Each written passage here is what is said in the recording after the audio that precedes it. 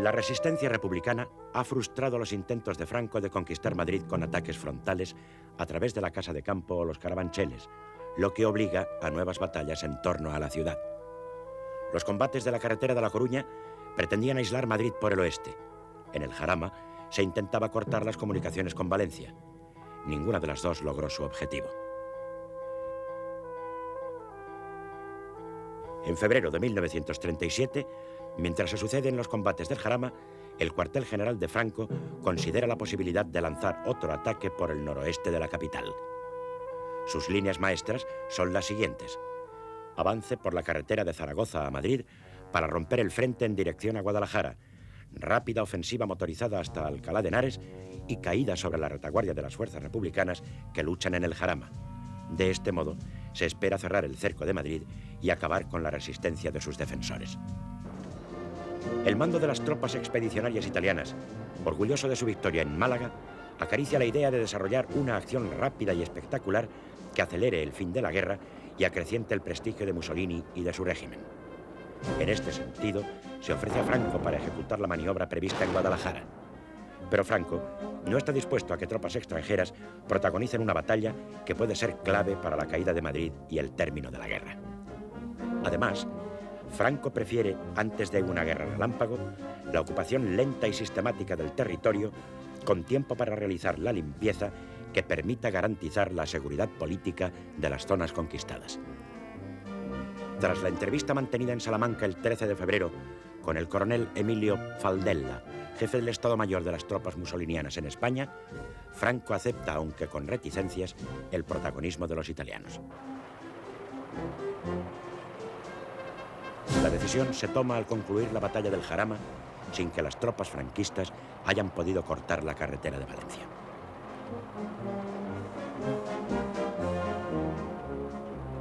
A comienzos de mayo, el Comando di Truppe Volontarie, o Corpo di Truppe Volontarie, más conocido en España por CTV, es una fuerza expedicionaria que suma alrededor de 40.000 hombres al mando de 6 generales y de un cualificado Estado Mayor.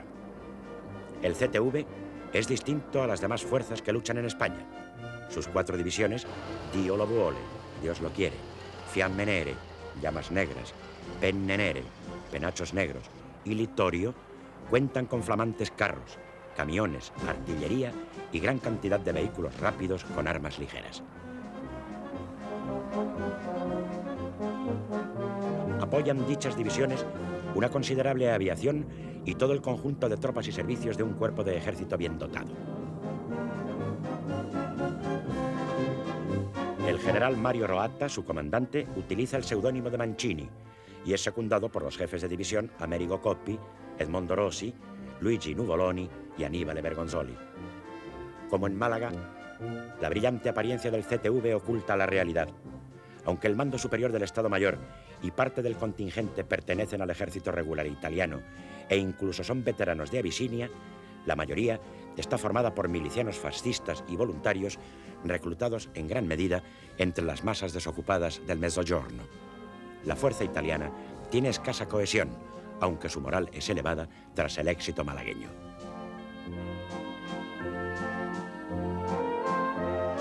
Para la batalla de Guadalajara, el CTV ha de ser apoyado en un flanco por la división del general Moscardó, algunos de cuyos elementos deberán intervenir en la ruptura del frente. El primer objetivo es una débil línea republicana cubierta por 10.000 hombres de la 12 División que manda el teniente coronel Lacalle. La batalla está bien planeada. 2 divisiones italianas en vanguardia, seguidas por otras 2 en reserva, deben hundir el frente unos kilómetros antes de la capital alcarreña. A continuación, una columna motorizada tendrá que marchar hacia Guadalajara y Alcalá de Henares hasta coger por la espalda a los republicanos recién salidos de la batalla del Jarama. En este momento, atacarán los soldados de Moscardó parapetados en la orilla izquierda del río. En solo 5 días, los efectivos republicanos del Jarama habrían sido atrapados entre 2 fuegos y cortada la carretera de Valencia. La maniobra, inspirada en las campañas italianas de África, es una manifestación de la guerra relámpago de Mussolini. Su éxito se basa en el apoyo de la aviación y artillería y el rápido movimiento de tropas, carros y camiones. el seco terreno de la Alcarria, apenas sin carreteras, pero de onduladas lomas arcillosas, se presta a veloces despliegues.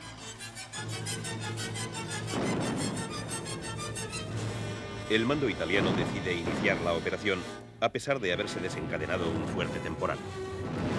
Entre la niebla y la lluvia, en las primeras horas del 8 de marzo, se emprende la preparación artillera.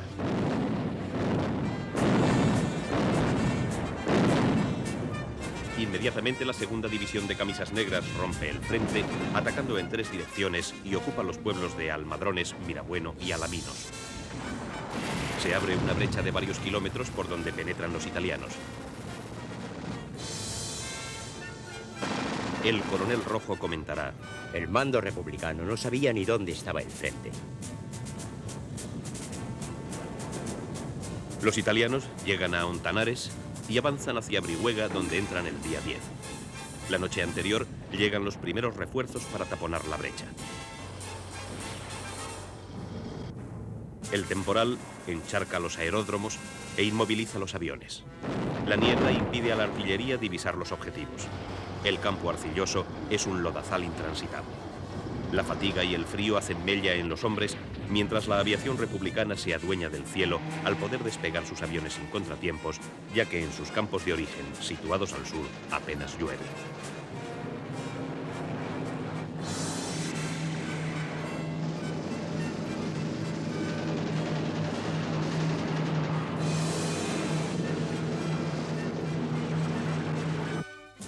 El 12 por la noche, los italianos, a pesar de su desgaste, intentan un paso de escalón. Es decir, sus divisiones de reserva pretenden relevar a la vanguardia. Pero la confusión aumenta, pues muchos hombres, agotados, abandonan las líneas sin esperar a quienes deben sustituirles. Las brigadas internacionales juegan un papel destacado en el contraataque republicano.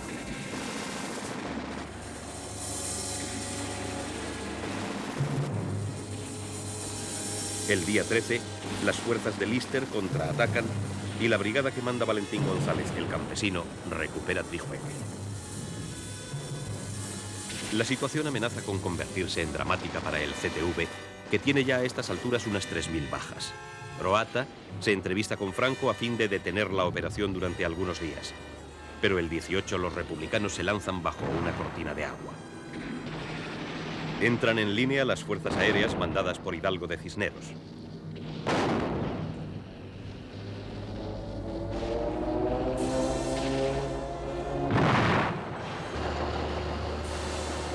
Actúan los carros y la infantería.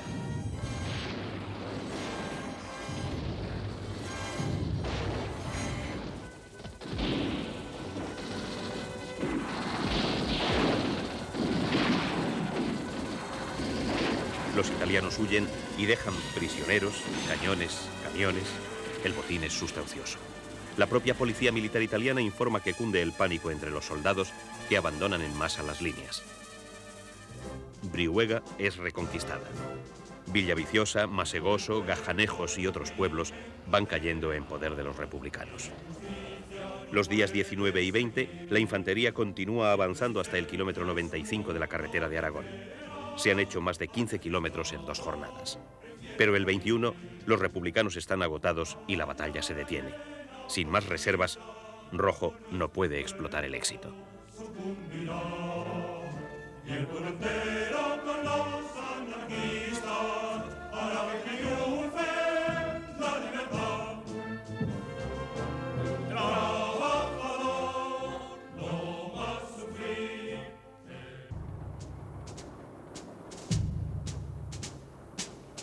Franco releva el CTV por tropas españolas y lo envía a retaguardia para su reorganización.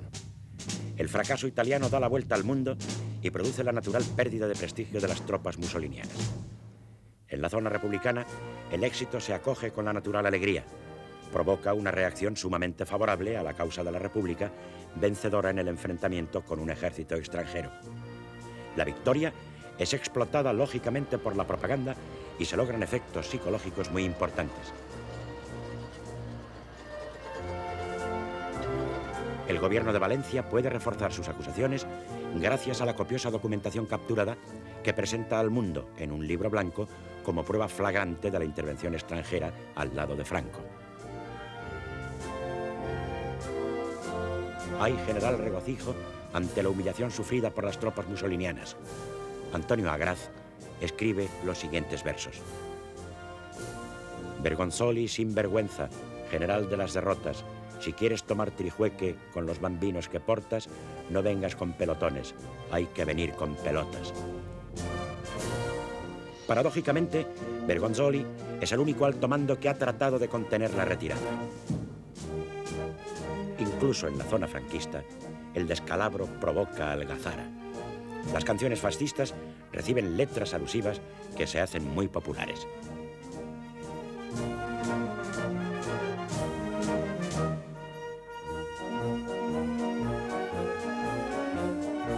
Con la música de Fachet Tenere, los soldados de Navarra cantarán con rudo sarcasmo.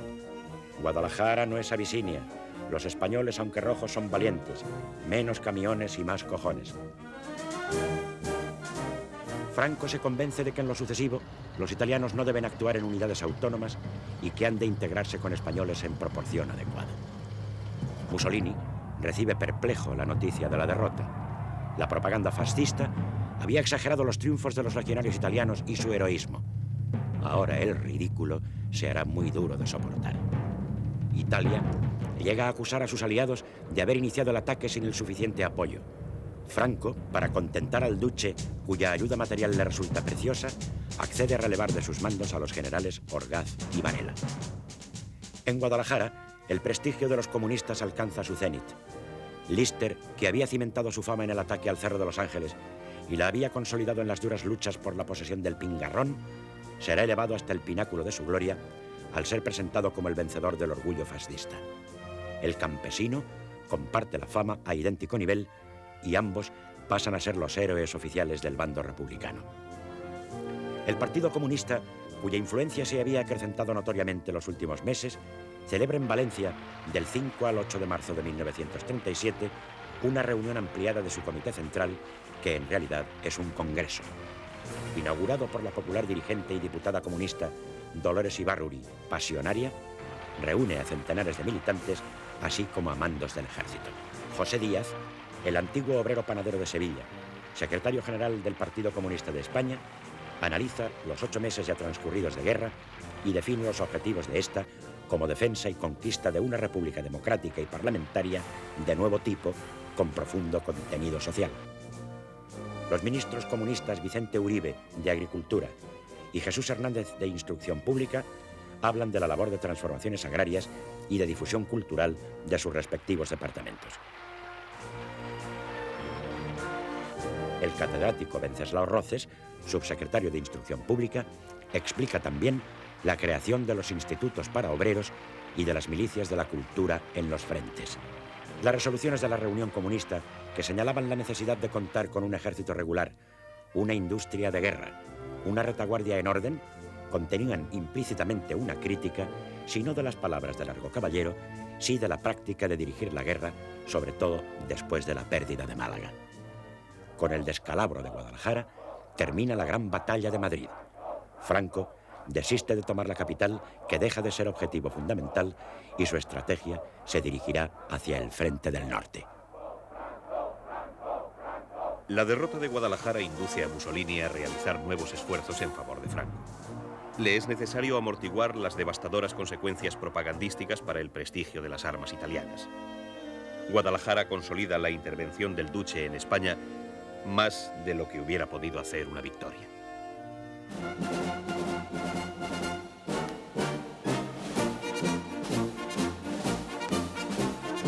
No tarda en manifestarse ante el mundo el renovado compromiso de las potencias fascistas por Franco. El 1 de marzo tiene lugar en la Plaza Mayor de Salamanca la presentación de credenciales de los embajadores de Alemania, general Wilhelm Vaupel, y de Italia, Roberto Cantalupo. El desfile de la Guardia Mora de Franco contribuye a realzar la solemnidad del acto. El poeta del naciente régimen, José María Pemán, muy a la altura de la pompa y de la circunstancia, evoca en sonoros versos los acontecimientos.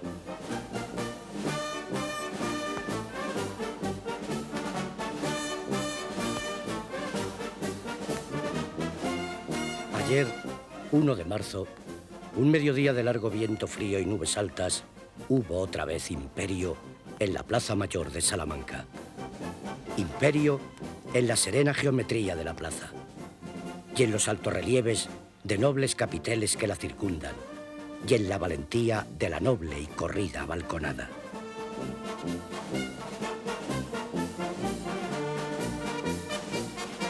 Franco no tarda en recibir seguridades italo-alemanas de que el nivel de ayuda no solo se mantiene, sino que se incrementará. Un emisario español se desplaza a Berlín en busca de fusiles, ametralladoras y munición. Hitler carece de armamento para equipar a sus divisiones, pero ordena el suministro de lo solicitado. La temible Legión Cóndor, núcleo de la aviación franquista, debe permanecer a tope. Desde el 5 de mayo, el ritmo al que salen expediciones de Alemania con material bélico oscilará entre 2 y 5 al mes hasta el final de la guerra. El 25 de marzo se reanudan los suministros italianos. Tampoco cesan ya hasta que acaben las hostilidades. El renovado apoyo del Eje plantea problemas. Cómo pagar los envíos y cómo dar forma jurídico-política a unas relaciones cada vez más estrechas. Los italianos negocian acuerdos comerciales y de pagos que permiten a Franco adquirir abundante material de guerra y garantizan la independencia e integridad territorial española a través de un protocolo secreto. Los alemanes suministran la ayuda a crédito. Su idea consiste en subordinar el funcionamiento del sistema económico español a la cobertura de las necesidades de importación derivadas del rearme nazi. Los franquistas tratan de oponerse vanamente a las pretensiones alemanas. La intensificación de la ayuda de las potencias fascistas a Franco plantea problemas a la Unión Soviética. Desde que el Kremlin ha decidido acudir en apoyo de la República, los masivos suministros bélicos soviéticos permiten rehacerse al gobierno de Valencia de un desplome que parecía inminente. A través del embajador soviético Rosenberg, Largo Caballero hace llegar una carta en demanda de más ayuda a las autoridades soviéticas. Stalin, Molotov, Voroshilov habían escrito el 21 de diciembre de 1936 al líder socialista preguntándole si estaba satisfecho con el embajador. Le aseguran además textualmente que es su deber, en los límites de nuestras posibilidades, el acudir en ayuda del gobierno español. En su carta, los líderes soviéticos recomiendan a Largo Caballero el respeto a la pequeña propiedad, tanto campesina como urbana, protegiéndola de los intentos de confiscaciones, asegurando en lo posible la libertad de comercio.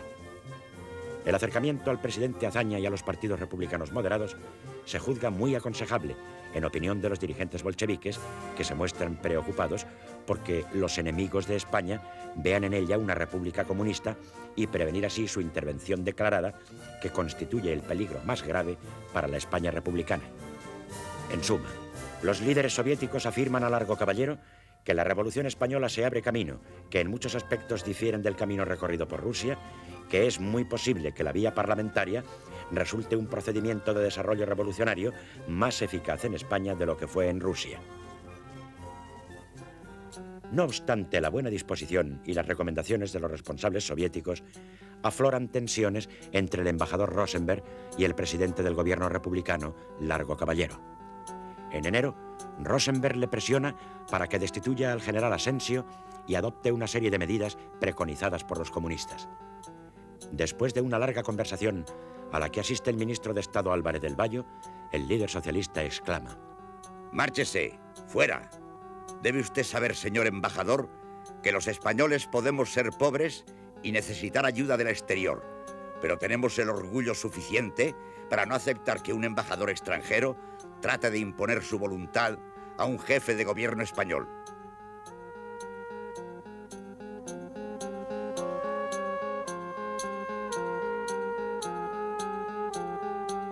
En cuanto a usted, Bayo, debería recordar que es español y ministro de Estado de la República, en vez de ponerse de acuerdo con un diplomático extranjero para ejercer presión sobre su propio jefe de gobierno. Rosenberg se hace impopular y pronto se plantea su relevo. La escalada fascista coloca ahora al Kremlin ante la necesidad de compensar los suministros bélicos germano-italianos. A la par, las relaciones hispano-soviéticas continúan estrechándose. Rafael Alberti y su esposa María Teresa León visitan Moscú como muestra del acercamiento entre las élites culturales y políticas. No se conoce todavía con exactitud la composición de la ayuda soviética, aunque sí se sabe que la enviada a la España republicana antes de agosto de 1937 asciende a unos 132 millones de dólares de la época, pagados directamente en Moscú. Según ciertas estimaciones, dentro de dicha ayuda hay que computar por lo menos 300.000 fusiles, 10.500 ametralladoras, 5.100 fusiles ametralladores, unas 900 piezas de artillería, 3 millones de proyectiles, 400 carros, cerca de medio millar de aviones, casi 800 millones de cartuchos, etc. Este elevado nivel de envíos soviéticos no se mantiene durante mucho tiempo. Submarinos italianos obstaculizan los suministros. El Kremlin termina suspendiendo las expediciones por el Mediterráneo y las sustituye por envíos a través del Atlántico. Su recepción en España dependerá de las posibilidades de pasar la frontera hispano-francesa, que no siempre estará abierta, o de burlar los controles franceses, frecuentemente con la connivencia de las autoridades galas. La relativa inseguridad de los envíos soviéticos incide negativamente sobre la planificación militar de la República. Tiene, además, importantes repercusiones internas porque contribuye a robustecer el Partido Comunista de España y favorece la influencia soviética en el aparato estatal republicano. La intervención del Kremlin en España debilita a la República en sus relaciones con Inglaterra. En Londres se cree que los dirigentes comunistas no han abandonado sus pretensiones de revolución mundial. Los ingleses temen que si se elimina la amenaza que suscita Alemania contra el Kremlin, los soviéticos podrían volver a su vieja hostilidad contra el Imperio británico. En consecuencia, los dirigentes ingleses exageran el nivel de intervención de Moscú en España. Temen que una eventual victoria republicana consolide las posibilidades de que el gobierno español quede bajo control de Stalin. Los envíos del Kremlin cumplen fines fundamentales de la política de Stalin. En primer lugar, contribuyen a compensar el efecto de las grandes purgas ante la opinión pública internacional de izquierdas, incluida la comunista. En estas depuraciones caen víctimas no pocos de los asesores y funcionarios con experiencia en España.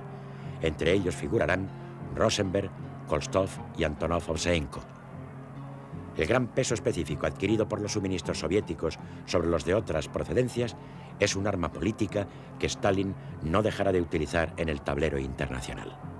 La URSS dosifica la ayuda para permitir que la República mantenga la guerra, pero no la incrementa tanto como para que el ejército popular pueda lograr la superioridad sobre su contrario. Frente a la evidencia de la creciente intervención del Eje y del Kremlin, la labor del Comité de Londres prosigue lentamente y con escaso éxito. Las potencias se ponen de acuerdo para restringir la marcha a España de sus súbditos que puedan intervenir en la guerra. El control entra en vigor la noche del 20 al 21 de febrero. Pero, de hecho, estas medidas no impiden el envío de tropas regulares italianas, alemanas y de asesores soviéticos. Más difícil resulta impedir la llegada de armas y municiones desde el exterior.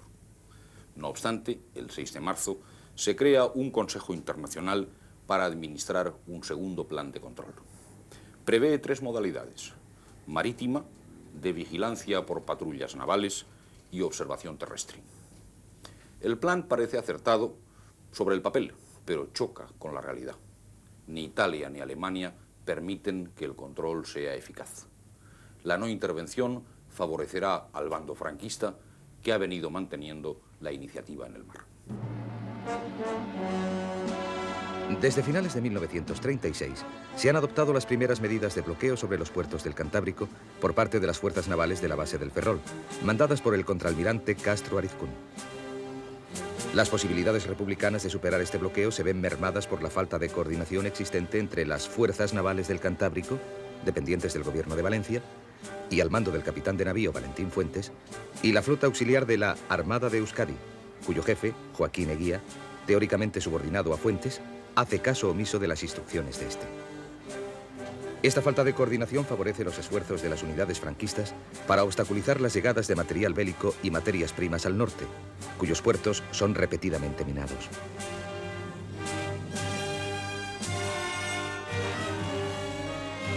Al bloqueo se suma el crucero Canarias, Uno de sus objetivos es capturar el mercante mar Cantábrico, cuyo rumbo han descubierto los servicios de información franquista. Procedente de México, se ha camuflado bajo el nombre de Adda. Transporta importante material bélico que pretende desembarcar en Bilbao. Mientras tanto, ha zarpado de Bayona el mercante del gobierno vasco Galdames con unos 175 pasajeros civiles. Entre ellos se encuentra el dirigente de Unión Democrática de Cataluña, Manuel Carrasco y Formiguera, que va a representar al gobierno catalán en Euskadi. Transporta además moneda de níquel, material sanitario y correspondencia. Es escoltado por los BOUs Guipúzcoa, Vizcaya, Navarra y el pequeño Donostia.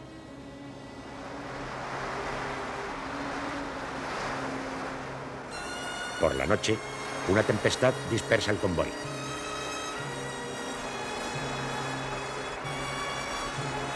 Los dos últimos reencontrarán el Galdames por la mañana. Al mismo tiempo, el Canarias ha descubierto el mercante George Brook con bandera de Estonia que transporta material de guerra. Al intentar identificarlo, descubre el Vizcaya y el Guipúzcoa.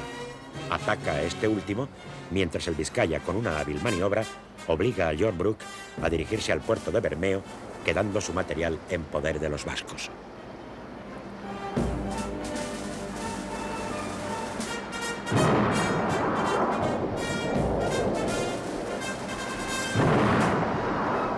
Numerosos disparos del Canarias alcanzan al Guipúzcoa. Se producen muertos y heridos. Se inicia un incendio en la nave.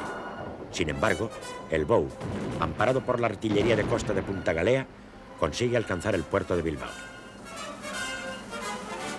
Poco después, el Canarias descubre el Galdames y los dos BOUs que le dan escolta, el Nabra y el Donostia. Conmina al Galdames a que se rinda. No lo hace y es alcanzado por varios disparos que causan muertos y heridos y abren una vía de agua en las bodegas. Los dos BOUs protegen el mercante disparando contra el Canarias para lograr que el Galdames pueda alcanzar la costa en poder del gobierno vasco. El Navarra, después de una larga lucha, es incendiado. Una parte de la tripulación lo abandona en lanchas y es hecha prisionera. El BOU se hunde con unos 30 muertos y heridos.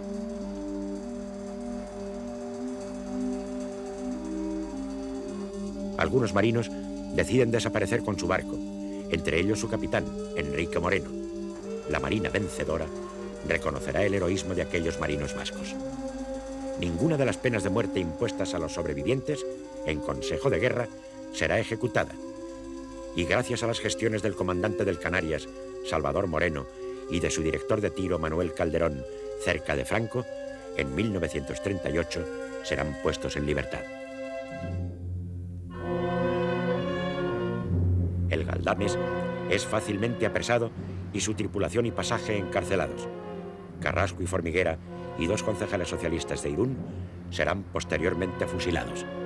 Entretanto, el pequeño Donostia ha conseguido llegar a un puerto francés. Esta acción se denominará Batalla del Cabo Machichaco. Unos días después, el Canarias consigue descubrir y apresar el mar Cantábrico, que es conducido al puerto del Ferrol, donde se desembarca un importante material de guerra.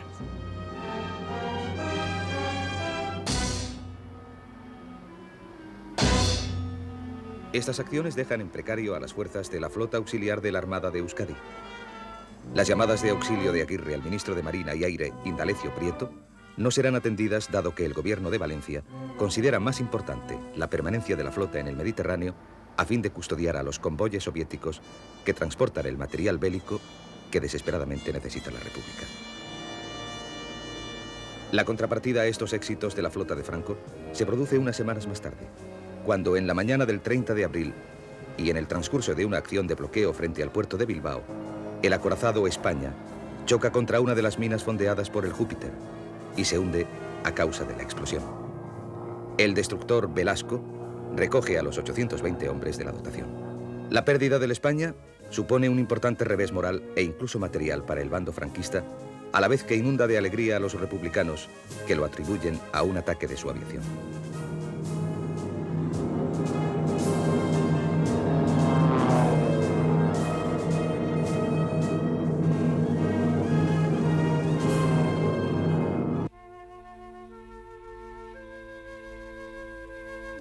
La guerra destroza el sistema económico español y en particular el funcionamiento de las instituciones financieras.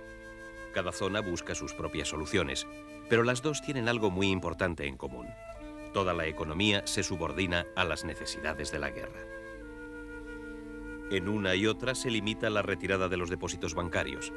Desaparecen de la circulación las monedas de oro y plata y se establece un control muy rígido sobre las operaciones en el exterior. El Banco de España ha quedado dividido en dos. Ambos gobiernos, el franquista y el republicano, piden continuos anticipos de dinero. Esta circunstancia, lógicamente, provoca el aumento desmesurado de la emisión de papel moneda. En la zona franquista se va a mantener la validez de los billetes emitidos con anterioridad al 18 de julio de 1936. Un problema de la mayor importancia es la financiación exterior de la guerra. Cómo pagar las cuantiosas compras de armamento y material que necesitan hacerse en otros países. La situación es muy distinta en cada bando. El gobierno de la República tiene su mejor medio de pago en el oro del Banco de España depositado en Moscú. Con la autorización de Largo Caballero como presidente del gobierno y de Negrín como ministro de Hacienda, se van vendiendo las partidas necesarias, cuyo producto en divisas se remite a un establecimiento soviético en París, el Banco Comercial para la Europa del Norte. Desde él, con gran secreto, se llevan a cabo las transferencias necesarias para situar pagos en los más diversos puntos del globo.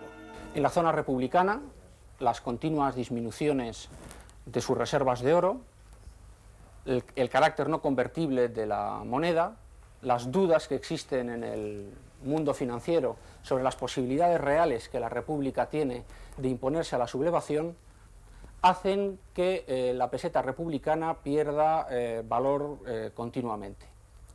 Esta circunstancia no va a preocupar demasiado a Negrín, que a la inversa de Franco, que está muy preocupado por mantener el prestigio de la moneda, se va a preocupar más, o va a poner un énfasis mayor, en que no cese el flujo de importaciones que permiten a la República mantener y sostener y desarrollar el esfuerzo de guerra. El gobierno de Franco parte de una situación muy diferente, puesto que carece de oro. El material y armamento necesarios para la guerra los conseguirá en base al apoyo político de países y empresas extranjeros que simpaticen con su causa. Así, obtiene créditos flexibles y con amplias facilidades de pago que serán de vital importancia. Uno de ellos es el de la empresa petrolífera norteamericana Texaco. En el otoño de 1936, gracias a las gestiones personales de un modesto empleado de Camsa, José Antonio Álvarez Alonso, la multinacional decide enviar todo su petróleo a la zona controlada por Franco. Y cuando las necesidades desbordan la oferta de Texaco, esta adquiere a terceros los productos que Franco necesita y les aplica los mismos beneficios crediticios y de transporte. Además, facilita gran cantidad de información sobre suministros internacionales a la zona republicana que serán de un valor inestimable para los franquistas. Dos hombres de Texaco son claves en este apoyo: el representante de la compañía en Europa, William Brewster, y su presidente ejecutivo, Thorkild River, que tomó la decisión y la mantendrá contra viento y marea. A Franco nunca le faltarán petróleos ni gasolinas. En 1937 recibe 400.000 toneladas, en 1938 medio millón y al año siguiente 640.000 por importe total de 24 millones de dólares.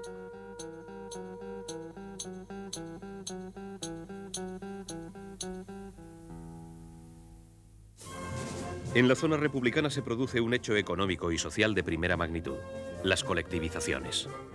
El movimiento obrero revolucionario, en sus diversas corrientes, había propugnado siempre la propiedad colectiva de los bienes de producción. La guerra ofrece una oportunidad excepcional para llevar a cabo ese punto fundamental de su programa, que se realiza de manera diferente según los lugares y la ideología de los protagonistas. En el campo, el Instituto de Reforma Agraria pone a disposición de los trabajadores más de 5,5 millones de hectáreas expropiadas. Pero la acción espontánea de los campesinos suele ser más rápida que la oficial. El primer paso consiste en la incautación de las fincas de propietarios asesinados, encarcelados o huidos. A continuación, los sindicatos organizan la explotación. En las grandes fincas es colectiva, en las pequeñas individual.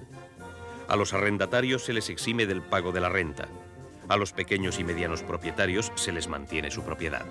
En ambos casos, a condición de que demuestren su fidelidad a la República. Los anarquistas y socialistas son partidarios decididos de las colectivizaciones. Los comunistas defienden la pequeña y mediana propiedad de acuerdo con su estrategia de alianza entre el proletariado y la pequeña burguesía. Las diferencias ideológicas entre partidos y sindicatos y la subordinación de la producción a las necesidades de la guerra serán los principales problemas con que se enfrenten las colectividades. También lo será la escasez de hombres jóvenes movilizados en su mayoría.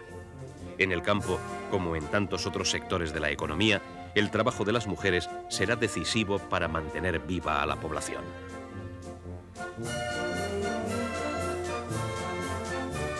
En las empresas industriales, particularmente en Cataluña, se constituyen comités obreros que dirigen las fábricas o fiscalizan la actuación de los empresarios si estos permanecen en ellas. La industria vinculada directamente a la producción de guerra y las empresas cuyos propietarios han sido declarados colaboradores de los sublevados son expropiadas. Tanto el gobierno de la Generalitat como el central intentan controlar la revolución e institucionalizarla, aunque sea reconociendo las incautaciones. En el País Vasco la situación es diferente, puesto que no ha habido revolución social. Solo se incautan empresas relacionadas con la guerra y el gobierno indemniza a sus propietarios. En cualquier caso, el objetivo principal es siempre asegurar la continuidad productiva. También en la zona franquista la economía se subordina a las necesidades de la guerra. No solo se movilizan los hombres, sino gran parte de los instrumentos de trabajo, vehículos, carros, ganado de silla, gran parte del de labor. Y en el mar, las embarcaciones de pesca y cabotaje se requisan o someten a las necesidades de la guerra.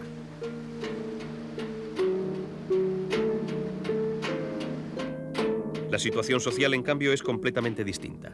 Las tierras expropiadas son devueltas a sus propietarios y poco a poco se restablecen las relaciones de producción tradicionales, siempre bajo un férreo control militar.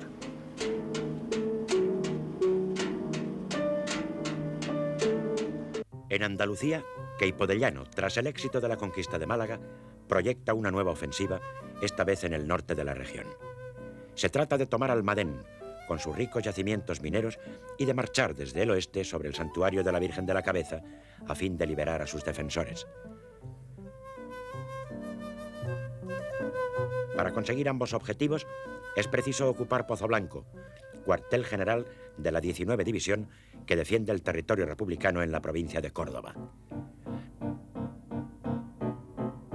La manda el teniente coronel Joaquín Pérez Salas, quien a su notable capacidad como artillero une una gran autoridad moral que le permitirá mantener el orden interno en la zona y terminar con las violencias y represalias indiscriminadas que tuvieron lugar en los primeros meses de la guerra.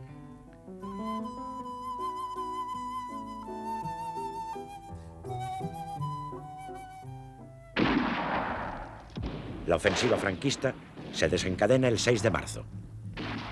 Sobre Pozoblanco confluyen 3 columnas procedentes de Peñarroya, Espiel y Villaharta. Tras durísimos combates en Villanueva del Duque y Alcaracejos, las fuerzas atacantes llegan a las puertas mismas de Pozoblanco, lo que aconseja evacuar a la población civil. El poeta Pedro Garfias, de la generación del 27, anima a los defensores con estos versos de combate.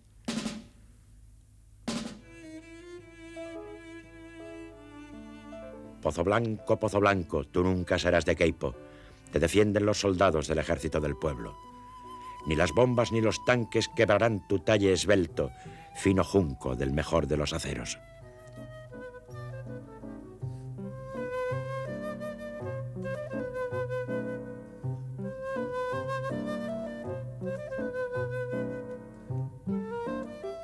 La firme decisión de resistir por parte de Pérez Salas, la presión de los comisarios políticos y, sobre todo, la llegada de tropas de refuerzo evitan la caída de Pozoblanco y del frente cordobés.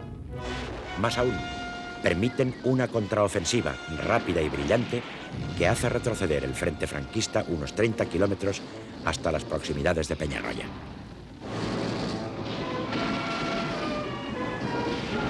Es esta una victoria republicana importante, aunque poco conocida. Demuestra el equilibrio de fuerzas a que habían llegado en la primavera de 1937 los ejércitos contendientes y la eficacia de las tropas procedentes del frente de Madrid, y por el otro lado, el escaso apoyo prestado por Franco a los proyectos de Queipo.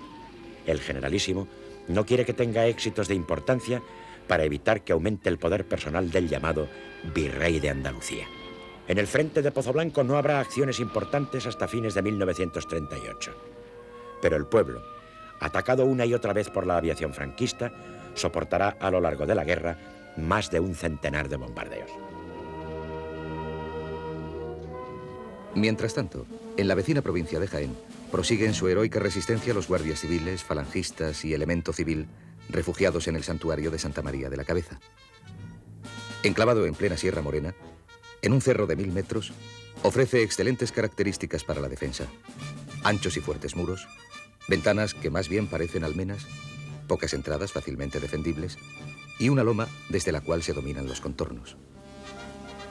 Los refugiados, alrededor de 1200, almacenan numerosos víveres. El 18 de agosto llegan al santuario 2 camiones con suministros diversos, tabaco y vestuario. Se hacen sucesivos acopios por los alrededores y cortijadas vecinas. Pero lo que parece un breve encierro se prolonga indefinidamente y los alimentos empiezan a escasear. El 9 de octubre, el capitán Carlos Haya lanza 600 kilos de víveres. Prosigue en su labor durante muchos días, por lo que obtiene la Cruz Laureada de San Fernando. La situación se hace cada vez más angustiosa. El capitán Santiago Cortés, jefe de los refugiados, tras deponer al comandante Eduardo Nofuentes en el mes de septiembre, se comunica con las fuerzas franquistas a través de palomas mensajeras.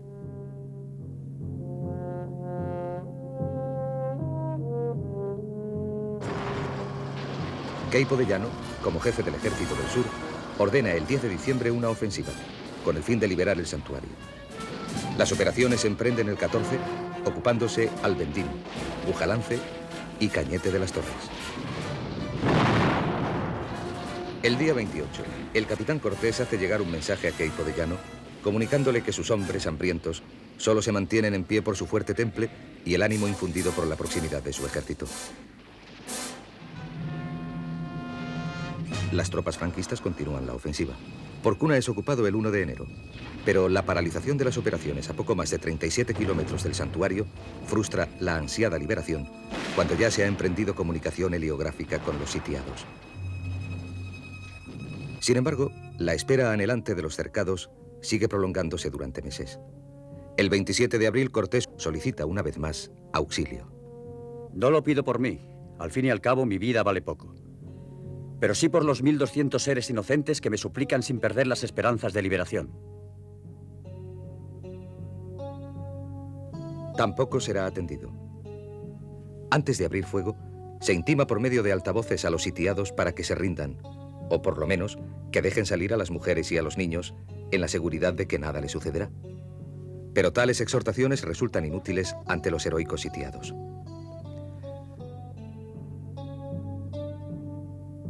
Al amanecer del 1 de mayo de 1937, las columnas republicanas apoyadas por cañones, morteros y carros de combate inician el asalto final contra el santuario.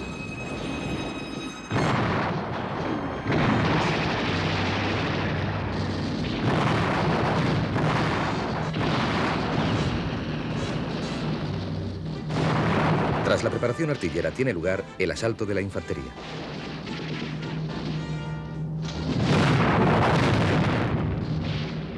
Finalmente, se rinde la plaza. Detrás de los guardias civiles salen las mujeres y los niños, que durante 9 meses han permanecido encerrados en el santuario por la decisión del capitán Cortés. Los heridos y las mujeres son trasladados en coches y el resto en camiones a Andújar. Los atacantes han tenido más de 100 bajas y los sitiados unas 60. Entre ellas, en gravísimo estado, se encuentra el capitán Cortés. Contrariamente a lo que a veces se ha dicho, no es fusilado. Le atienden médicos y cirujanos y es operado a vida o muerte por el doctor Maximiliano Santos Laguna la noche del 1 al 2 de mayo. Pero no puede sobrevivir a la intervención quirúrgica dada la gravedad de sus heridas y el lamentable estado de desnutrición en que se encuentra. A los defensores se les concede la Cruz Laureada de San Fernando colectiva y a su jefe, capitán Cortés, la misma a título individual y póstumo.